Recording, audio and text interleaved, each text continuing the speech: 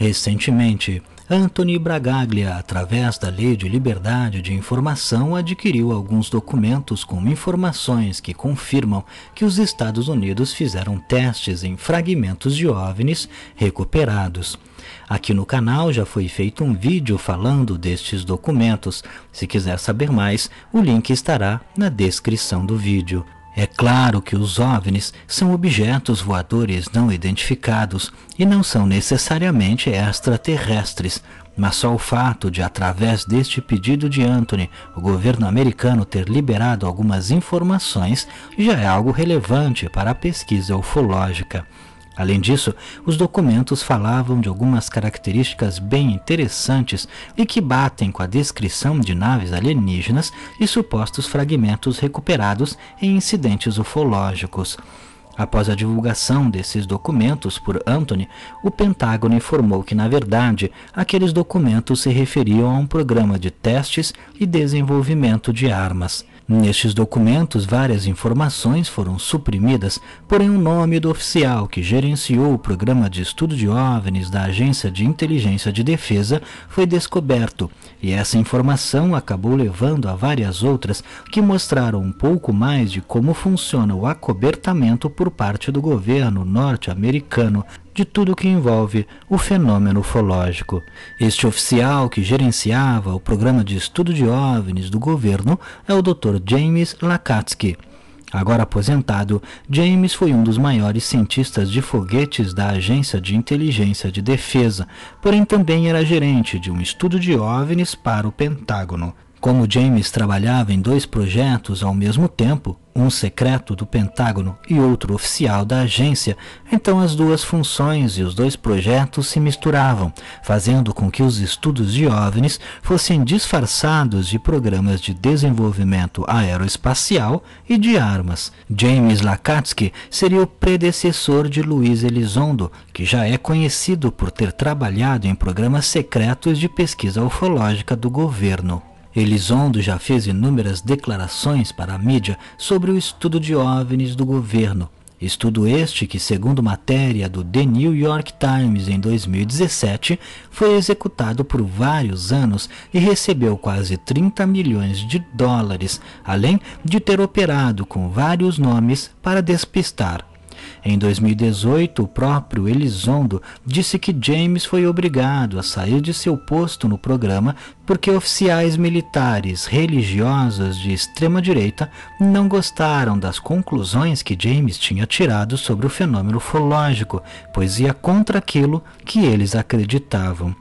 Elizondo disse, abre aspas, certos funcionários de alto escalão do governo pensaram que nossa coleção de fatos sobre os OVNIs era perigosa para suas crenças filosóficas.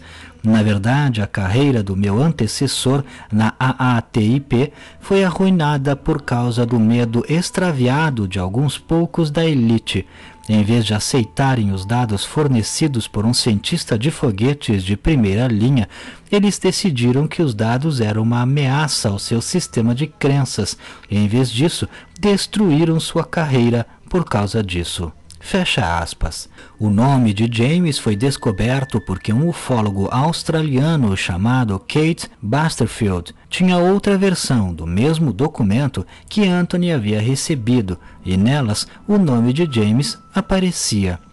Além disso, o ufólogo sueco Roger Glassel, que se especializou em enviar pedidos de informação junto à Lei de Liberdade de Informação, também ajudou na investigação e concluiu que, de fato, James era o gerente do programa de estudo de OVNIs do governo americano, afirmando também que se a AAWSA, sigla para o Programa de Aplicação de Sistema de Armas Aeroespacial Avançado, não é o mesmo programa que a AATIP, sigla para Programa Avançado de Identificação de Ameaças Aeroespaciais, eles estão fortemente ligados.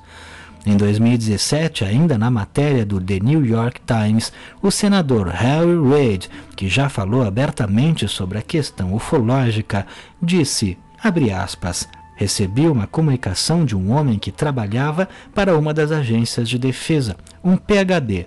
Ele disse: "Eu sei tudo sobre foguetes, mas não sei o que são essas coisas." Fecha aspas. O PhD, que trabalhava em uma agência de defesa, era claramente James Lacatski. James ainda teria expressado certa vez interesse em visitar o Skinwalker Ranch, local onde ocorreram por vários anos fenômenos estranhos e também ufológicos. Na época que James demonstrou esse interesse, a fazenda era de propriedade de Robert Bigelow, da Bigelow Aerospace, empresa que aparece na matéria do The New York Times como sendo responsável por ter guardado fragmentos de OVNIs recuperados em instalações especialmente modificadas. O ufólogo Mark Secott também conseguiu recentemente um e-mail interno do Departamento de Defesa dos Estados Unidos. O e-mail é de 10 de julho de 2020, em que Joey Gradcher, vice-presidente de operações navais para a Guerra de Informação, envia para Jeff Jones, do Escritório de Informação da Marinha. No e-mail, resumidamente, é tratado alguns pontos principais e também é citado a sigla FOIA, que é a sigla utilizada para a Lei de Liberdade de Informação. Veja a seguir os principais pontos do e-mail. Consultas FOIA relacionadas aos OVNIs devem ser tratadas com um processo diferente do processo FOIA normal. Os escritórios da FOIA devem se coordenar com seus escritórios superiores nessas solicitações de FOIA. Todas as perguntas da mídia sobre OVNIs devem ser feitas por Sue Gold, porta-voz do Pentágono. Nenhuma entrevista da mídia foi autorizada sobre o assunto e as consultas da mídia devem receber abre aspas, sem comentários, fecha aspas. Se necessário, respostas particularmente desafiadoras para as FOIAs devem coordenar com o escritório superior relevante. Existe um documento de orientação classificado como secreto que descreve o que pode e o que não pode ser dito sobre os OVNIs. Estas informações ainda não confirmam nada, mas deixam várias pistas e evidências de que o governo faz realmente pesquisa em cima de fragmentos de OVNIs recuperados, além de continuar fazendo pesquisa ufológica em segredo. O interesse dos militares e do governo em estudar os fenômenos ufológicos não pode ser em vão, pois não se gastaria tanto dinheiro e tanto pessoal em algo que eles alegam oficialmente que não existe. É claro que não podemos descartar que estas pesquisas sejam feitas em cima de tecnologias de outros países ou desenvolvimento de tecnologias próprias dos americanos, pois isso também poderia ser tratado em segredo. Porém, várias vezes fica evidente de que provavelmente estamos cada vez mais perto da verdade e que talvez eles estejam de fato há décadas estudando naves extraterrestres recuperadas, como a do caso Roswell.